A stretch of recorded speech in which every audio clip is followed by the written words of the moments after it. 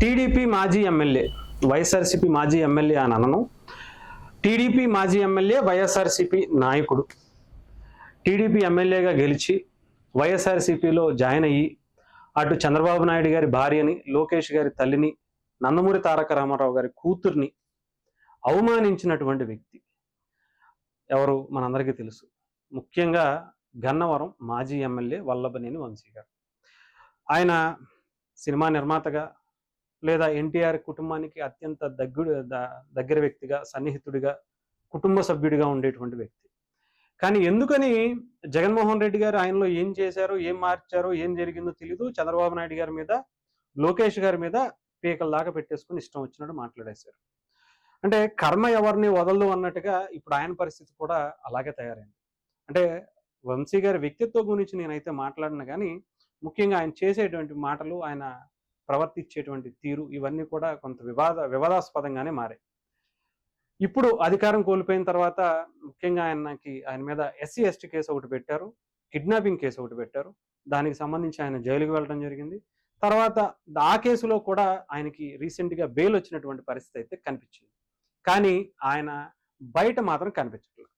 ఏంటి అసలు ఆయన బయట వస్తాడన్నారు కదా, ఆయన చూస్తే మొత్తం అంతా కూడా ఎవరైతే జగన్మోహన్ రెడ్డి గారు చాలా గ్లామరస్ పర్సన్ అని చెప్పి పొగిడినటువంటి వైఎస్ఆర్సీపీ నాయకుడు, ఆయన సోదరుడు అని చెప్పుకుంటారు. ఆయన వల్లభనేని వంశీ గారిని అందగాడు అని చెప్పి, ఆ అందం చూసే జగన్మోహన్ రెడ్డి గారికి, లోకేష్ గారికి నచ్చక ఆయన్ని బయటికి గింటేశారు, ఆయన మీద ఇబ్బంది పెట్టారు అని చెప్పారు.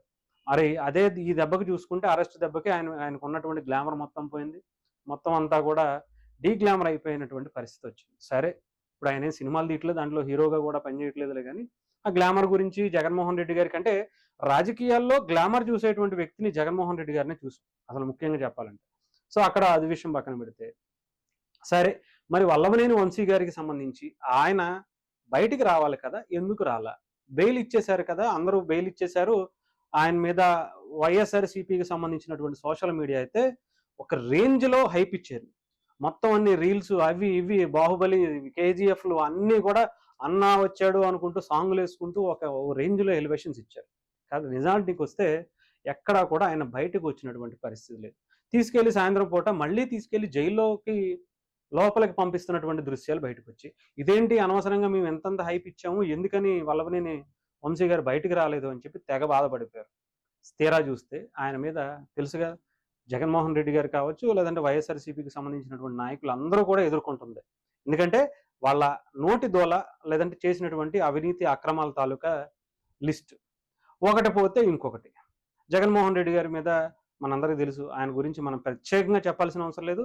గూగుల్లో సెర్చ్ చేస్తేనే ఇండియాస్ రిచెస్ట్ అక్రమ ఆస్తుల సంపాదనలో మాజీ సీఎంగా ఉన్నటువంటి వ్యక్తి, ప్రతిపక్ష నాయకుడిగా ఉన్నటువంటి వ్యక్తి, ఇప్పటికీ అన్ని విధాలా కూడా ఆయనే, అన్ని కేసుల్లో కూడా.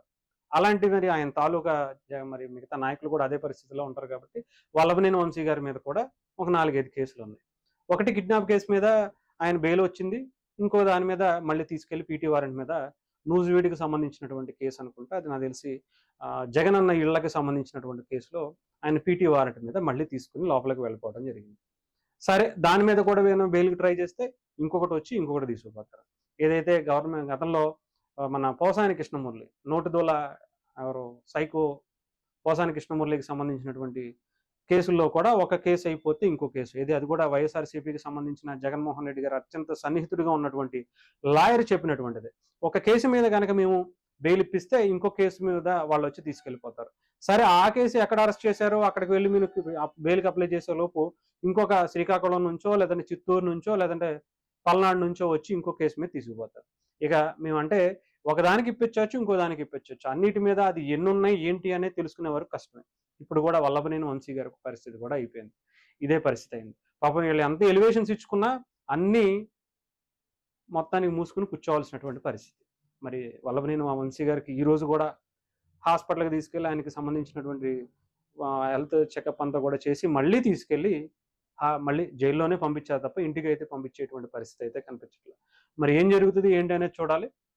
ఏదేమైనా సరే కొంత హుందాగల రాజకీయాల్ని వైఎస్ఆర్సీపీకి సంబంధించినటువంటి నాయకులుగా అటు కొడాల నాని గారు కావచ్చు కొంతమంది చేసి ఉంటే బాగుండేది. ఈ నోటికి పని చెప్పే పని ఎప్పుడైతే పెట్టుకున్నారో వాళ్ళ వ్యక్తిగత జీవితాన్ని, వాళ్ళ రాజకీయ జీవితాన్ని జగన్మోహన్ రెడ్డి గారికి మెప్పు పొందటం కోసం చేసేటువంటి కార్యక్రమాల వల్ల వీళ్ళ జీవితాలని సర్వనాశనం చేసుకున్నట్టుగా అనిపిస్తుంది.